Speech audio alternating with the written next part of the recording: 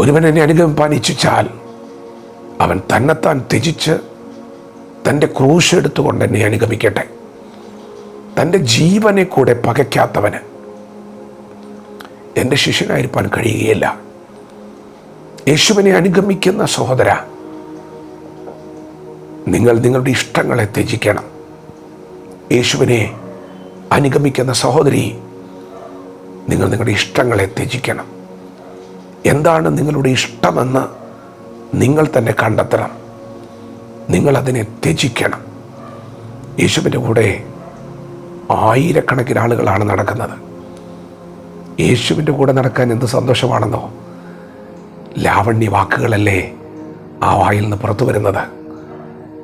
എത്ര വലിയ ജ്ഞാനമാണ് യേശുവിനുള്ളത്. യേശുവിൻ്റെ അടുക്കൽ വരുന്നവർക്കൊക്കെ രോഗസൗഖ്യമാണ്. ആരാണ് യേശുവിൻ്റെ കൂടെ നടക്കാൻ ഇഷ്ടപ്പെടാത്തത്? യേശു എങ്ങോട്ടാണ് പോകുന്നത്? ഗലീലയിലെ നസറത്ത് എന്ന പള്ളിയിൽ വന്ന് പുസ്തകം തുറന്ന് തന്നെക്കുറിച്ച് എഴുതിയിരിക്കുന്ന പ്രവചനത്തിന് നിവൃത്തി വന്നു എന്ന് പറഞ്ഞ് പുസ്തകമടച്ച് മുൻപോട്ട് കിടന്ന് ഭക്തന്മാരെ വിടുവിച്ചുകൊണ്ട് കഫർനഹൂം വഴി യഹൂദിയ ദേശം വഴിയൊക്കെ പട്ടണങ്ങൾ തോറും നടന്ന് എങ്ങോട്ടാണ് പോകുന്നത്? ഗെത്സമനയിലേക്കാണ് പോയത്.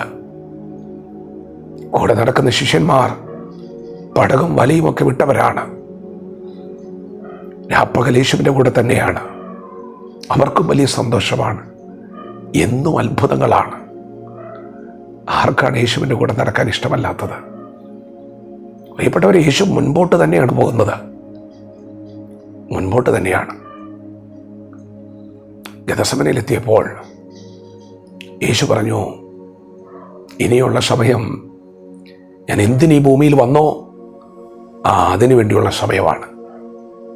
നാഴിക വന്നിരിക്കുന്നു. ക്രൂശ് മരണം നടക്കാൻ പോവുക. യേശുവിനെ സ്നേഹിച്ച ശിഷ്യൻ പത്രോസ് യേശുവിനോട് പറഞ്ഞു, ഗുരോ, അവിടുന്ന് മരിക്കാൻ പാടില്ല. നോ, അത് പാടില്ല. അവിടുന്ന് മരിക്കുന്നുവെങ്കിൽ ഞാനും കൂടെ മരിക്കും. ഞങ്ങൾക്ക് അങ്ങേ പിരിയാൻ കഴിയത്തില്ല. യേശു പറഞ്ഞു, ഇല്ല, അങ്ങനെയല്ല. ഇന്ന് നീ എന്നെ തള്ളിപ്പറയും. ഇന്ന് തന്നെ സംഭവിക്കും.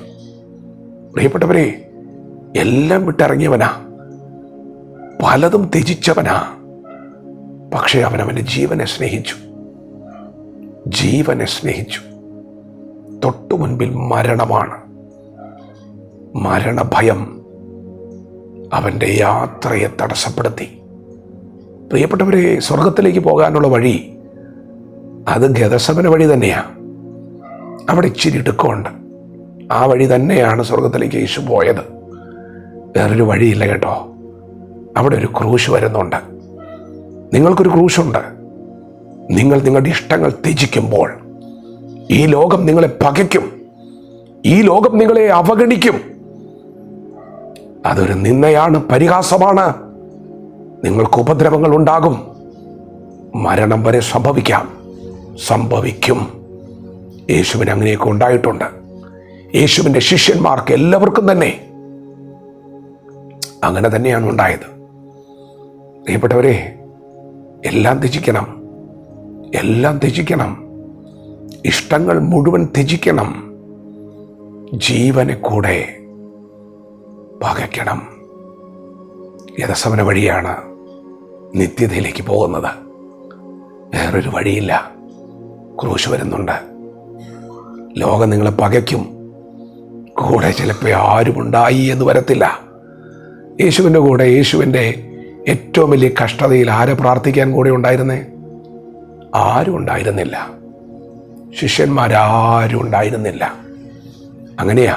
അതാ ക്രിസ്തീയ ജീവിതം അങ്ങനെ തന്നെയാ. ആരും ഉണ്ടാകണമെന്നില്ല. ഒടുവിലത്തെ സമയങ്ങളിലൊക്കെ ചിലപ്പോൾ അങ്ങനെയാ. പക്ഷേ നിങ്ങൾക്കൊരു തീരുമാനമുണ്ടാകണം. ഞാൻ യേശുവിനെ അനുഗമിക്കും.